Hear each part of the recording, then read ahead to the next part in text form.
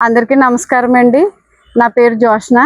ఇక్కడ 26వ వార్డుకి సంబంధించిన పక్కన రూరల్ పోలీస్ స్టేషన్ పక్కన రోడ్డు, బెజవాడ కోర్టు దగ్గర రోడ్డు అండి. మేము మినిస్టర్ గారిని అడిగి చెప్పి చేయించుకున్నాము ఈ రోడ్డు. ఈ పక్కన కాలువ పక్కన రోడ్డు అండి. ఇది వరకు చాలా రొప్పలు పాములు అవన్నీ ఉండేటి అండి. ఇప్పుడు చాలా బాగా చేయించారు.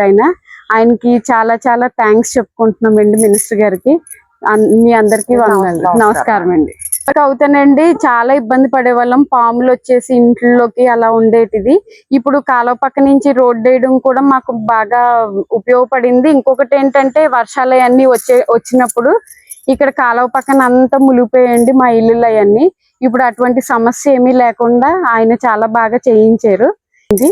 చాలా థ్యాంక్స్ అండి. ఇలా వెనకాల ఈ రామాలయం సైడ్ వెళ్లే రోడ్డు కూడా మనకి షార్ట్ కట్ గా వేయించారండి ఆయన.